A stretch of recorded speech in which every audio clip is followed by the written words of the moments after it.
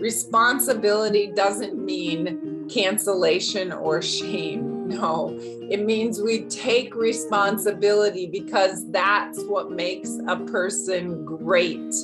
A person can take responsibility and can transform, and we can love each other even more.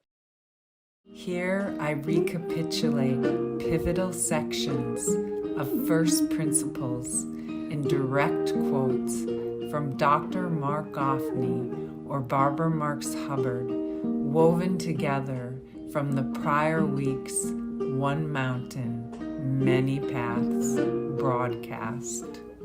People are not naturally good.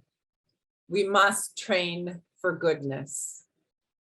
All of life is about training goodness.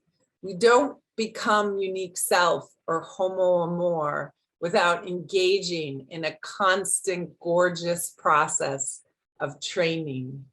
The delight of our life is to engage in that process of training.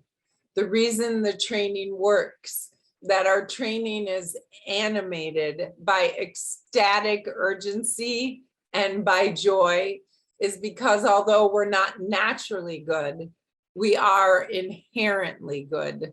We participate in goodness because goodness is our deeper nature. No matter where we've fallen, goodness lives in us. No matter how much we've given up, goodness hasn't given up on us. Goodness calls us. We don't feel alive, feel good, or feel like we are realizing our life unless we are engaged in realizing our goodness. We want to realize our goodness through effort, to sacrifice for it. We want to be in that great heroic journey towards our own self-transformation, to step into our unique expression of goodness or our unique self. That's why what we call anthro-ontology works, meaning the reason we can know ethics for our own clarified interiors is because our own clarified interiors are good. But people are not naturally good. The belief that people are naturally good is wrong and dangerous. People are inherently good. But the belief that people are not inherently good is wrong and dangerous as well. So why is the belief that we're naturally good wrong and dangerous? There are 5 reasons. 1, when something goes wrong, we can always blame it on outside forces.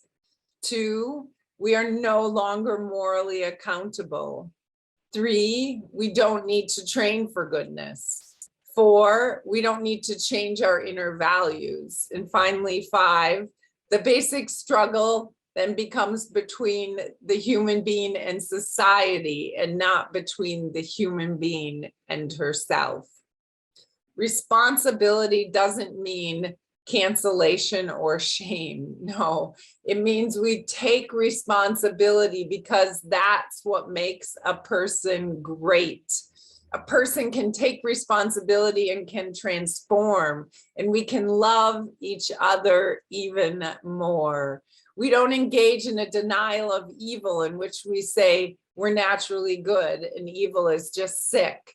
We don't reduce self-transformation to a therapeutic culture. We train to realize that which is inside of us. Evil happens in many forms. Evil is not just Hitler. It's evil when we shut our eyes off to suffering. It's evil when we don't speak out against injustice. It's evil when we take away our unique gift when it's uniquely needed in order to change the world. Evil is not a pernicious devil.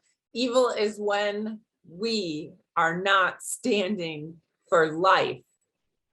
The process of self-transformation is the major process of a human being. We each must be continually engaged in a process of self-transformation. Amazing grace lives in us. Goodness has to be trained. We need education and training to align our soul and heart to the inherent goodness of the cosmos.